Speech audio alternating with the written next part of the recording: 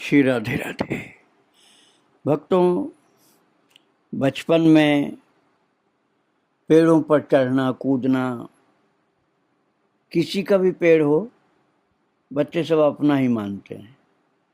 उस पर चढ़ जाना, वहाँ के फल तोड़ लेना, खाना खिलाना, ये सहज स्वभाव होता बच्चों का। और भले उनके चोट लग जाए, गिर पड़े, लेकिन कोई चिंता नहीं है। तो मैं आपको सुना रहा था ललिता दीदी के बचपन की बात, जब वो गोपाल नाम से थे। तो उनके भाई ने कहा कि ये जामुन का पेड़ है, दीन बंधु नाम के भाई थे, कि चलो तुम तोड़ो। अब वो पहुंच नहीं पा रहा था, तो दीन बंधु ने कहा दिया, कूद करके तोड़ करके मेरी गोद में कूद जा। अब कूद करके जामुन जरा सी आई और गिर गए नीचे। वो तो पैर टूट गया था, इलाज हुआ तो हड्डी तो जुड़ गई, लेकिन थोड़ा सा पैर छोटा हो गया तो लंगड़ा के चलते थे।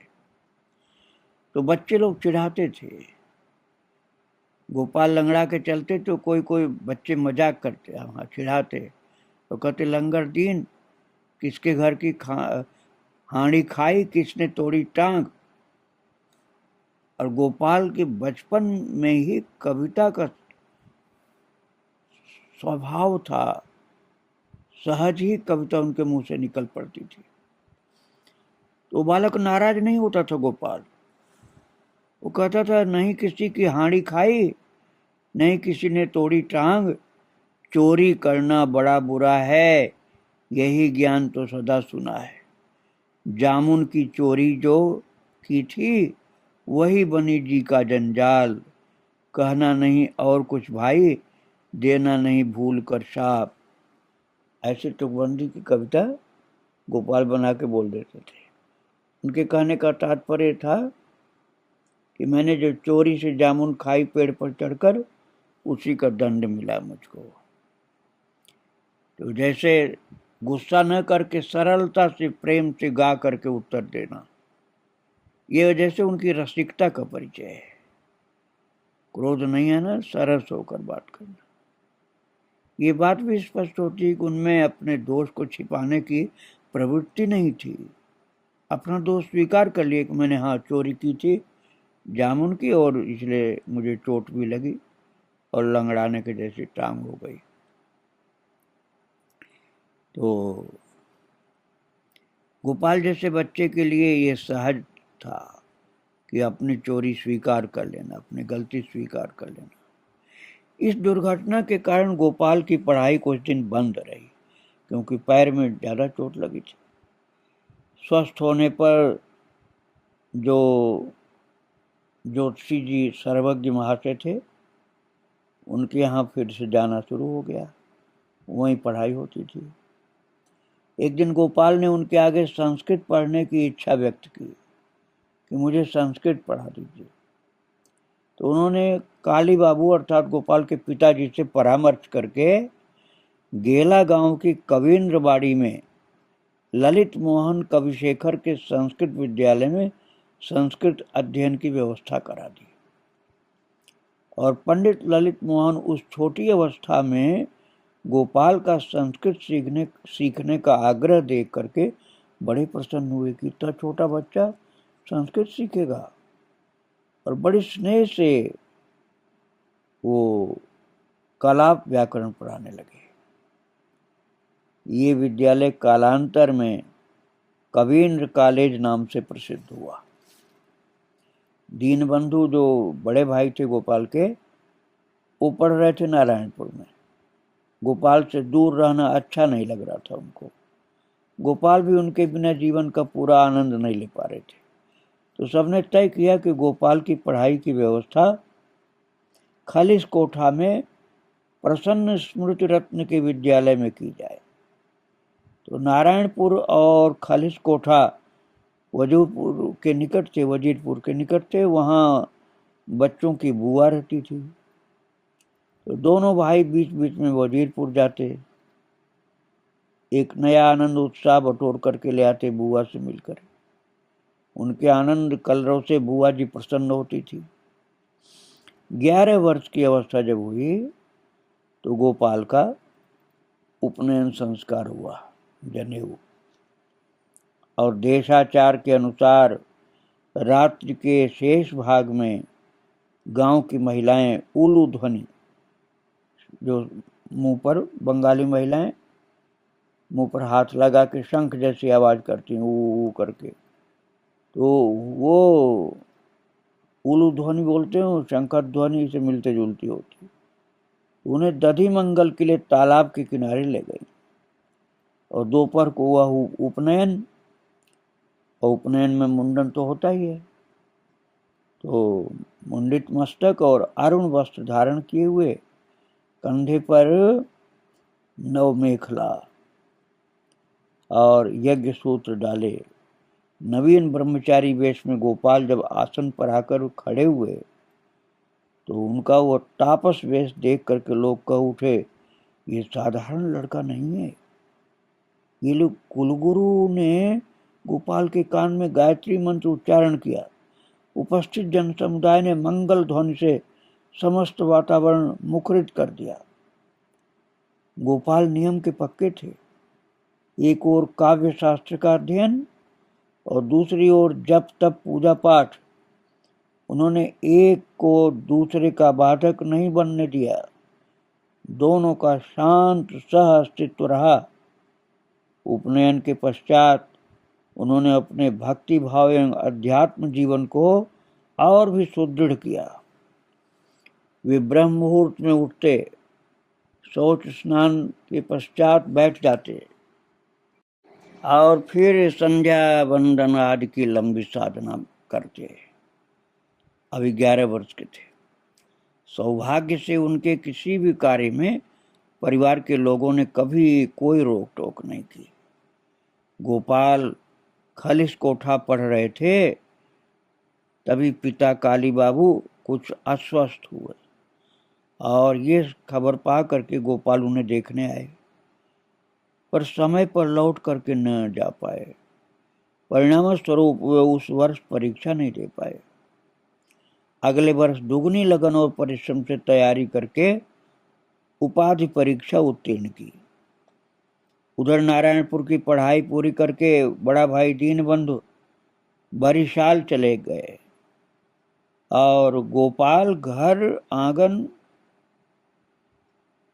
के कल्याण के कार्यक्रमों में जुट गए, जन कल्याण के कार्यक्रम घर आकर के अपने। और सामने आया उनका कर्मवीर रूप।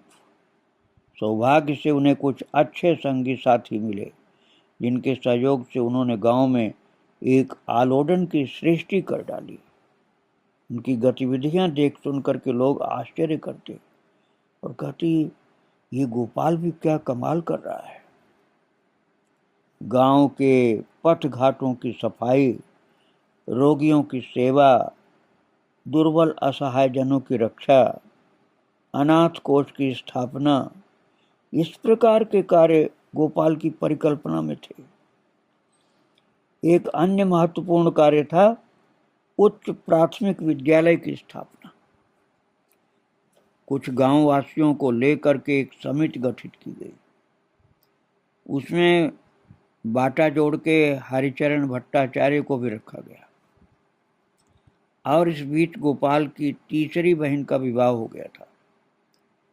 हरिचरण गोपाल के बहनोई के छोटे भाई थे, जो उनसे पहले से परिचित थे।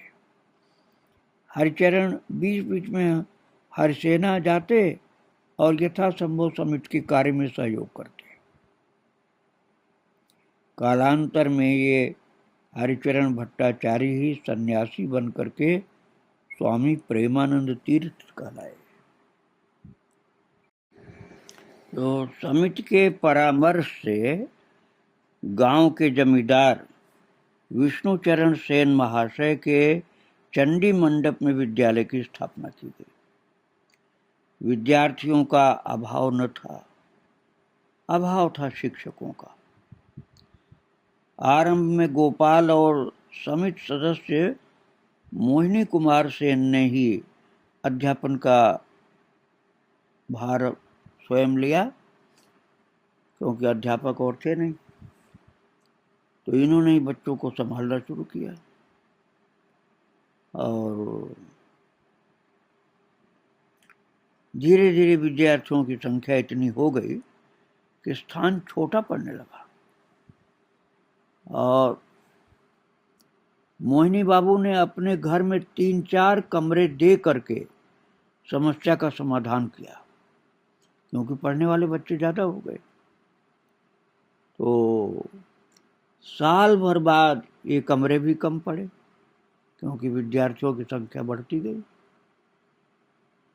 तो गोपाल और उनके साथियों का ध्यान गया उस घने जंगल वाली जगह की ओर, जो विष्णु चरण सेन महाशय के घर के निकट थी। भक्तों में इच्छा यदि सत हो, अच्छी इच्छा हो, सात्विक हो, तो भगवान पूरी करते हैं। गोपाल साथियों को लेकर के काम में जुट गए, जंगल साफ किया, रास्ता निकाला, विद्यालय भवन का निर्माण किया, उसके पास तालाब खोदा। इस सब के पीछे थी गोपाल की जन कल्याण की भावना और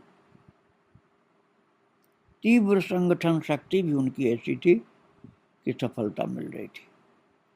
उन्होंने दिखा दिया कि जहां चाह वहां राह। उन्हें सहयोग भी मिला तत्परता से।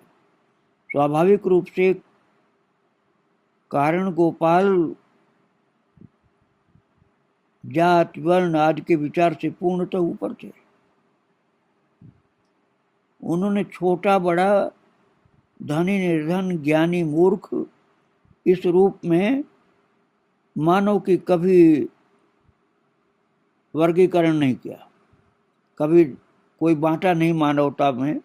मानवों को, मनुष्यों को कभी इस प्रकार के वर्ग में नहीं बांटा कि कौन छोटा, कौन बड़ा, कौन धनी, कौन निर्धन, कौन ज्ञानी, कौन मूर्ख, ऐसा कभी नहीं किया। सबको बराबर मानते थे।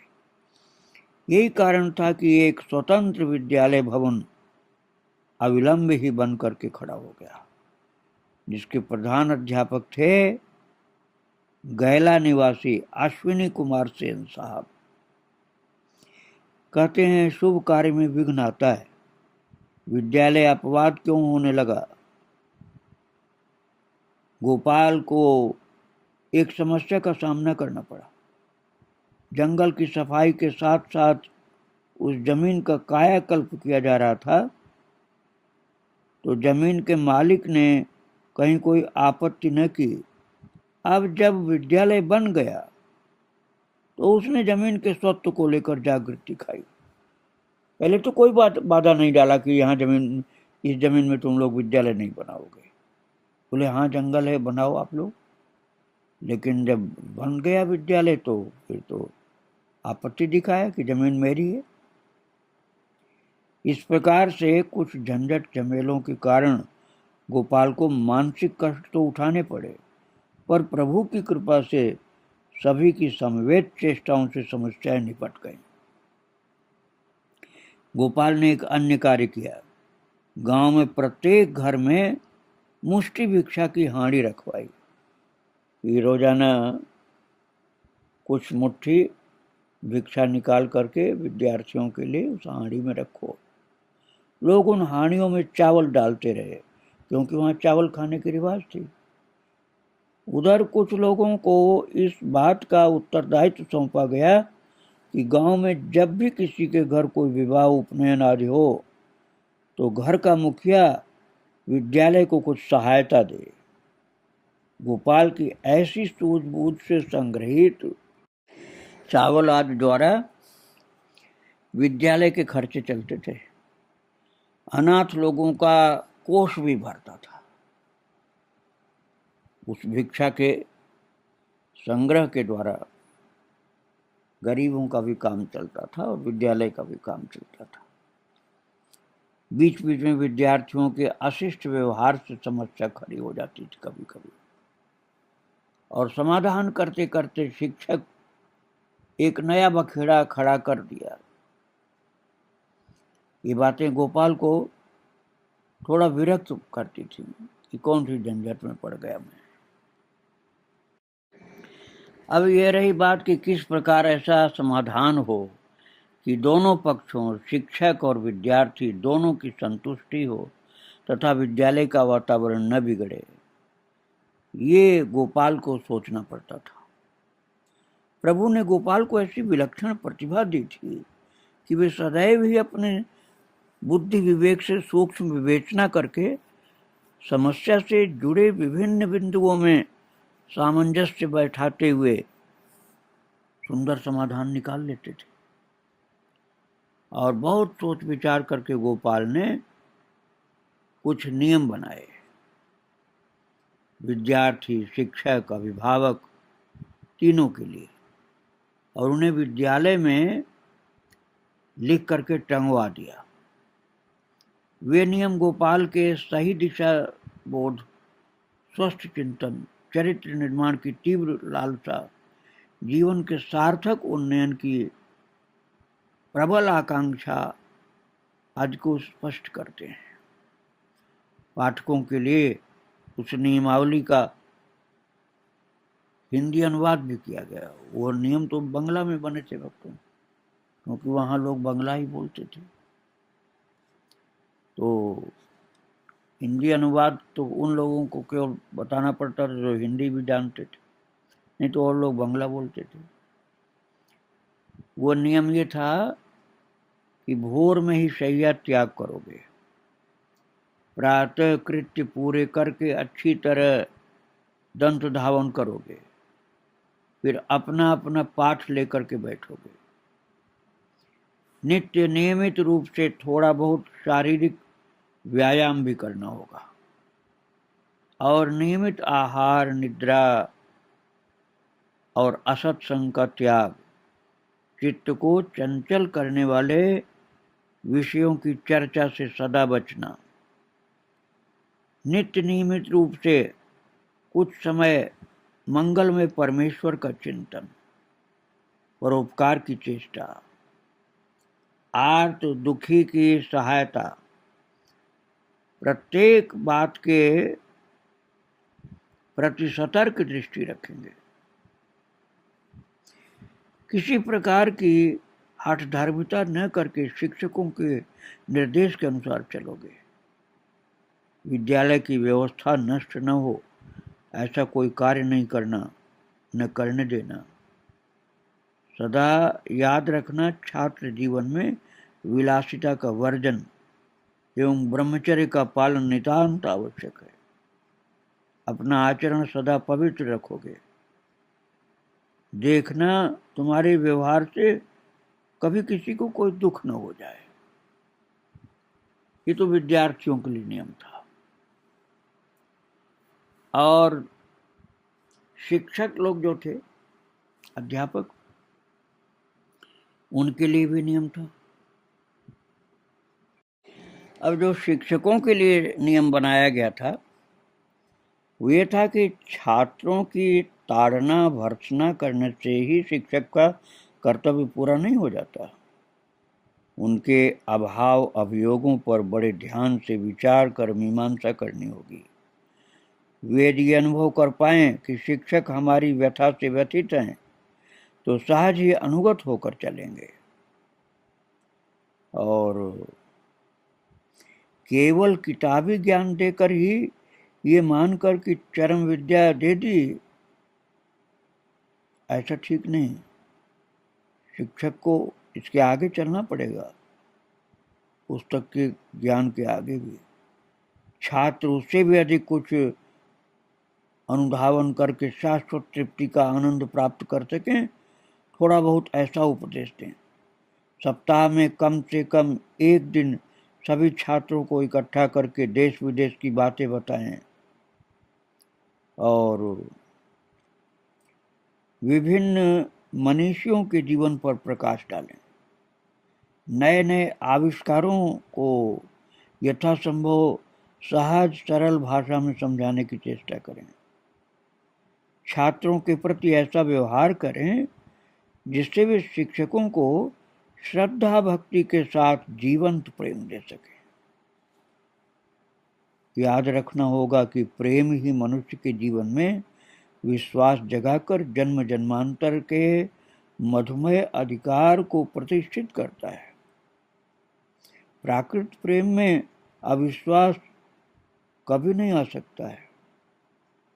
केवल ताड़न भर्त्सना करके छात्रों को डराए रखने से शिक्षकों को हिंस जीव मान करके सदा दूर दूर रहेंगे। इसे शिक्षक की शिक्षा कारगर बिल्कुल नहीं हो पाएगी। छात्रों के प्राणों में ये भाव जगाना होगा कि शिक्षा का उद्देश्य केवल स्वयं बड़ा होना नहीं, सभी को बड़ा बनाना है। और जो लोग मिथ्या के नागपाश में आबद्ध हो समाज में अनादृत हैं, उनका बंधन मोचन करना है। ये तो शिक्षकों के लिए नियमावली बनाई गई थी। और अभिभावकों के लिए अर्थात गार्जियंस के लिए विद्यालय में घटित किसी बात पर विशेष रूप से अनुसंधान किए बिना किसी प्रकार का अभिमत व्यक्त न करें। सदा याद रखें कि शिक्षक छात्रों की उन्नति के लिए ही नियुक्त हैं। यदि कभी कोई व्यतिक्रम देखने में आए तो सावधानी से उसका मूल जान करके प्रतिकार की व्यवस्था करें। ध्यान रखें कि शिक्षकों को अभिभावकों द्वारा कभी किसी प्रकार का मन कष्ट न हो। इस बात में सभी के सहयोग की विशेष आवश्यकता है। किसी शिक्षक से कुछ कहना हो तो प्रकट रूप से न कह करके धीर भाव से एकांत में कहना उचित समझें। सदा याद रखें कि वे सामान्य अर्थ के विनिमय में अपनी अमूल्य ज्ञान संपदा छात्रों को दे रहे हैं। वे ज्ञान दान में कुंठित नहीं, पर मान देने के लिए किसी प्रकार भी राजी नहीं। विद्यालय स्थायी और हर प्रकार से आदर्श बने, इसके लिए सभी को हार्दिक चेष्टा आवश्यक है। विद्यालय को किसी व्यक्ति विशेष का समझना भूल होगी। विद्यालय देश के लिए और पल्ली गांव रानी का अलंकार स्वरूप शिक्षायतन दिन दिन उन्नति करे, इसके लिए पूरी चेष्टा करना सभी का परम कर्तव्य है। ये अभिभावकों के लिए नियम था। ध्यान से देखें तो स्पष्ट होगा कि गोपाल ने तन मन दोनों के स्वास्थ्य और अनुशासन पर बल दिया। व्यक्ति के सर्वांगीण विकास की आवश्यकता देखी, शाश्वत मानव मूल्यों को रेखांकित किया। चित्त को चंचल करने वाले विषयों की चर्चा से बचना। अपना आचरण सदा पवित्र रखोगे, देखना तुम्हारे व्यवहार से कभी कोई दुख न पाए। शाश्वत तृप्ति।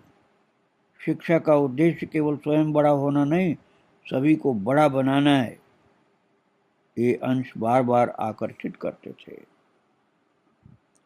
और भक्तों, भला कौन है ये?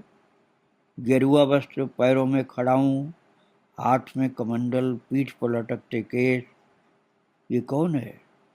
सात्विक भावों से भरा अंग, शांत प्रसन्न मुख से नाम कीर्तन करता आ जा रहा है।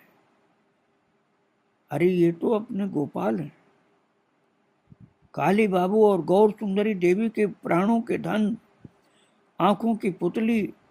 गोपाल चलते तो केवल रास्ते पर दृष्टि रखे। कभी किसी स्त्री से बात करनी पड़ी तो उसके चेहरे की ओर नहीं देखते थे। और महिलाओं के घाट पर भूल करके भी नहाने नहीं जाते। उनके जीवन में आचार विचार की ऐसी पवित्रता आरंभ से रही। हाँ, वे गेरुआ वस्त्र पहनने लगे थे। उपनयन संस्कार के बाद से, जब से जनेऊ पहनना शुरू किया, गेरुआ वस्त्र पहनते थे। बात चलती तो वे कहते, माँ ने ही गेरुआ पहनाकर सन्यासी बनाया है। और इसके पीछे भी एक रोचक कहानी थी। एक दिन धोबी कपड़े लेने आया। तो गौर सुंदरी देवी जो गोपाल की माँ थी, उन्होंने बड़ी बहू जगत बंधु की पत्नी से कपड़े इकट्ठे कर उसे देने के लिए कहा। फिर गोपाल से बोली, तू बड़े गंदे कपड़े पहने हुए है, जा घर के धुले रखे हैं, उन्हें पहन ले और धुलाई को दे दे। तो गोपाल बोले, माँ मैं अपने कपड़े धोबी के घर नहीं भेजूंगा। माँ ने पूछा, बोला ऐसा क्यों?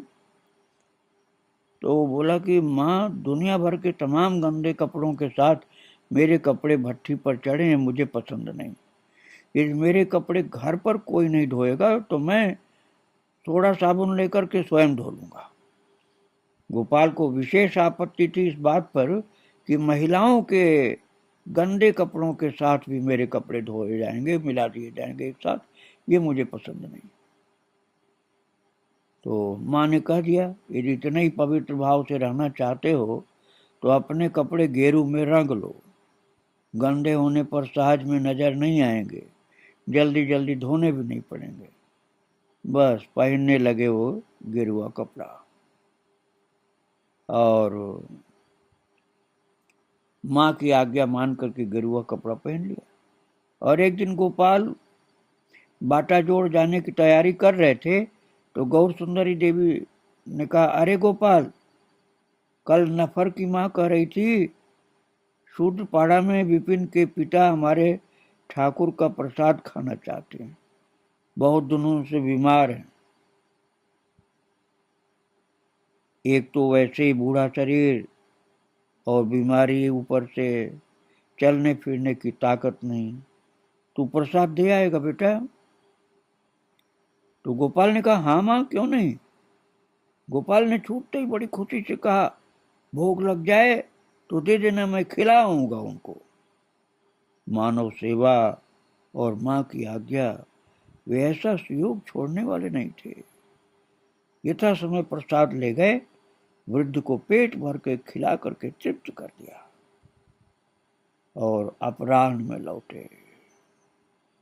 इस प्रकार की श्रद्धा, सेवा, पवित्र भावना गोपाल के अंदर थी भक्तों। उनके चरित्र की बातें और आगे सुनाऊंगा मैं। आज उनको प्रणाम करके यहीं विराम दे रहा हूँ। श्री राधे राधे, जय श्री राधे।